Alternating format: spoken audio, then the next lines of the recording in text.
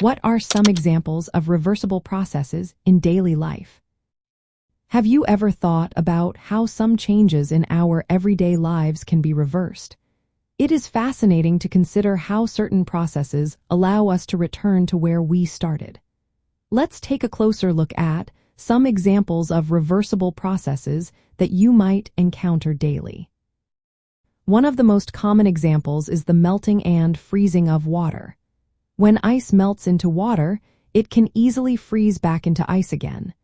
This process can happen without losing much energy if we change the temperature slowly. It is a perfect illustration of how reversible processes work. Another example is boiling and condensation of water. When you boil water, it turns into steam. If you cool that steam down, it turns back into water. This can be done by carefully controlling the temperature and pressure, allowing the process to be reversed smoothly. Have you ever played with a spring? When you compress or stretch a spring slowly, it stores energy.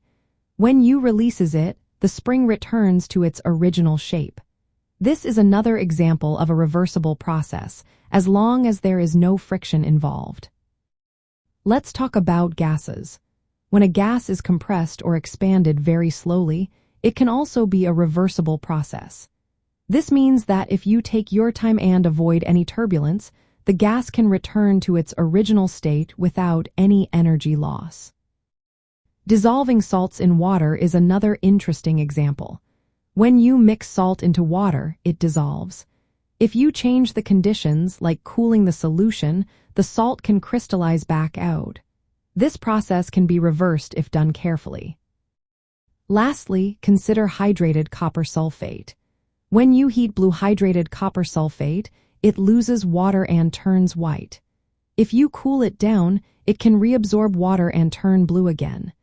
This is a chemical example of a reversible process that you might not have thought about before. These examples show that reversible processes requiring careful, slow changes to maintain balance. While perfectly reversible processes are idealizations, they help us understand the principles of thermodynamics in our daily lives. So next time you see ice melting or water boiling, remember that these changes can often be reversed with the right conditions.